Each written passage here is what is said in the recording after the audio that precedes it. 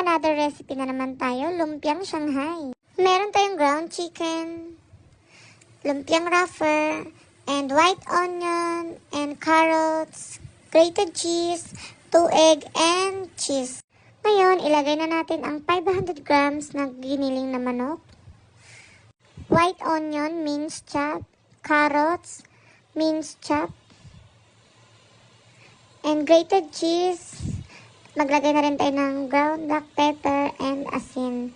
After nyan, i-mix lang po natin ng maigi hanggang sa mag-combine lahat. At saka ko na inilagay ang 2 egg. Ganun pa rin, mix-mix pa rin hanggang sa maging ganyan ang texture. And nagdagdag na rin pala ako rito ng seasoning, syempre namnam. Naka-ready na rin ang ating lumpiang wrapper. Bali, gumamit lang ako ng sangkalan dyan para dyan ko ilalatag ang ating lumpiang wrapper. At naglagay lang ako dyan ng 1 kalahating kutsara. Nakadepende na sa inyo kung gano'ng karami ang gusto nyong ilagay. And ifo-fold lang po natin yan at dahan-dahan po natin iro-roll. Pwede naman kayo gumamit ng tubig para pampadikit.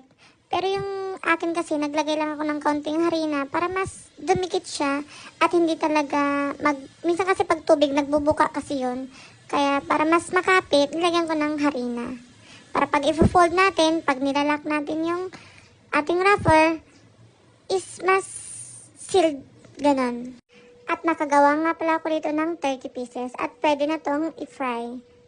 Ayan o, lalaki ng ginawa ko para siyang jumbo Shanghai. Sa isang pan, naglagay lang ako ng medyo madami-daming mantika. At nung medyo mainit na ito, nilagay ko ng isa-isa. Lutuin lang natin ito sa mahinang apoy at antayin maging golden brown. Kapag naging golden brown na, katulad nito, ay luto na po ito.